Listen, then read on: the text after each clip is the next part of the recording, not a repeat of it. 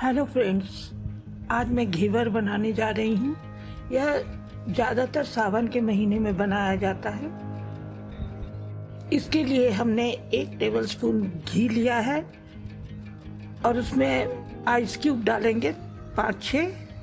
पारंपरिक तरीके से बर्फ़ और घी को तो हाथ से फेंटा जाता है, लेकिन आजकल मिक्सी है तो कम समय में और कम मेहनत में ये फेंट जाता है।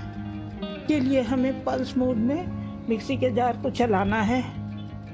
धीरे धीरे रुककर चलाने से बर्फ पानी छोड़ देगा और उसे हम दूसरे बर्तन में निकाल लेंगे।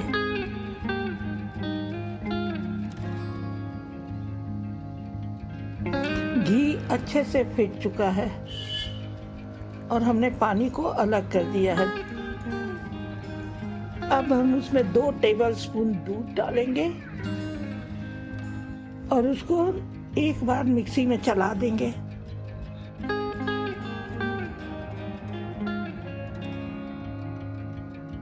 अब हमने आधा कप मैदा यानी 100 ग्राम मैदा लिया है। उसे थोड़ा थोड़ा करके उसमें मिलाएंगे और मिक्सी को चलाएंगे।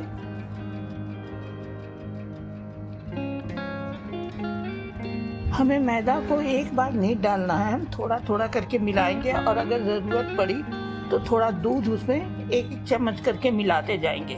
वैसे हमें बैटर तो बिल्कुल पतला रखना है, लेकिन एक बार मिलाने से उसमें गुठली पड़ जाएगी।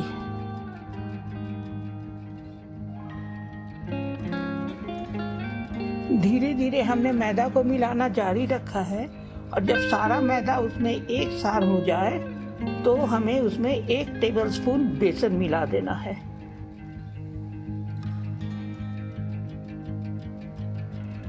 जब घोल एक सार हो जाए तो हमें उसे एक बर्तन में ट्रांसफर कर लेंगे।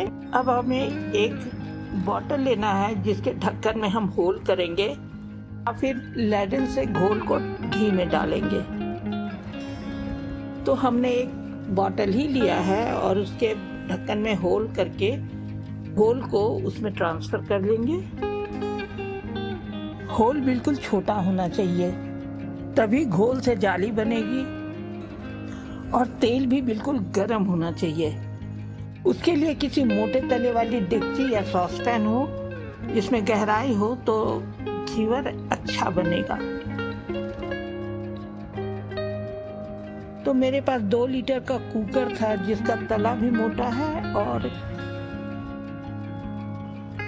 और उसमें गहराई भी है, तो मैंने इसी को यूज किया है।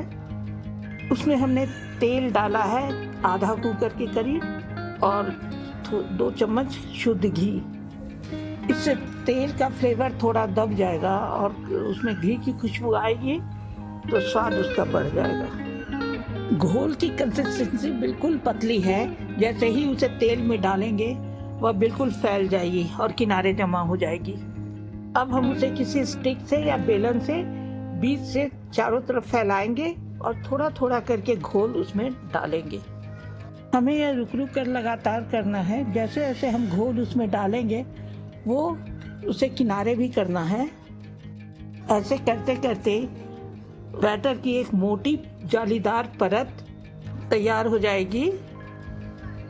जब वो 1 इंच मोटी हो जाए और उसके किनारे गोल्डन ब्राउन होने लगे तो हमें बैटर को रोक देना है और फ्लेम को हाई से मीडियम कर देना है।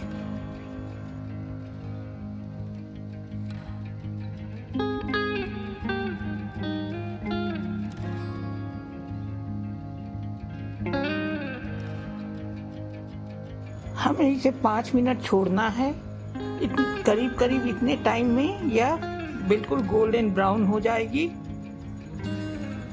घेवर बिल्कुल तैयार हो चुका है। अब हमें एक चाकू लेकर उसके किनारों को अलग करना है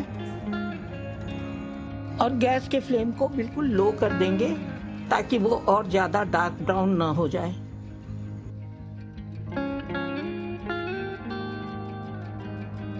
इसी तरह हम बाकी घेवर भी निकाल लेंगे।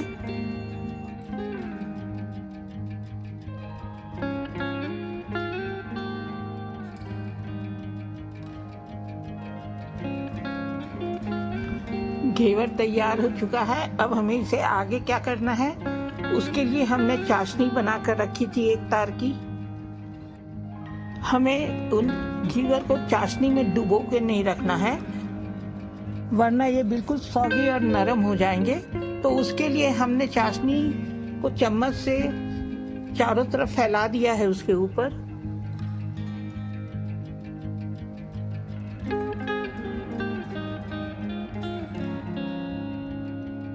ने उसे चारों तरफ से चाशनी से डिप कर दिया है और हम अब रबड़ी डालेंगे उस पर, जो हमने बना लिया था पहले ही, हल्की चीनी डालकर और इलायची पाउडर डालकर।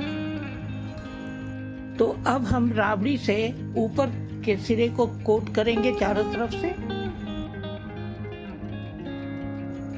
इससे इसका स्वाद बेहतरीन हो जाएगा।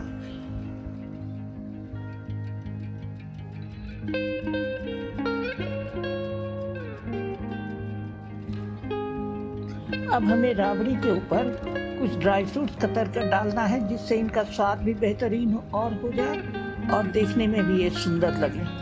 तो उसके लिए हमने कुछ ड्राई फ्रूट्स में बादाम महीन कतर के रखे हैं और कुछ पिस्ता, जिसे उसके ऊपर फैला देंगे।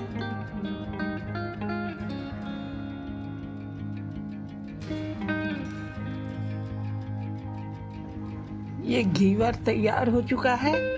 अब हमें इसमें अगर चांदी का वर्क आपके पास है तो इसको ऊपर से सजा दीजिए, और नहीं है तो स्किप कर जाइए, उससे कोई ज़्यादा फर्क नहीं पड़ता है, बस देखने में ये सुंदर लगता है। तो मैं चांदी का वर्क रखती हूँ, इसलिए मैंने थोड़ा लगा दिया है इसमें।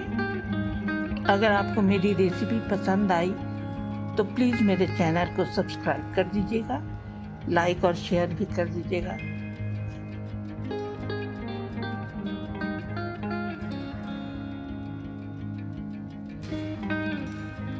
मिलेंगे फिर अगले वीडियो में नई रेसिपी के साथ। तब तक के लिए टेक केयर, बाय।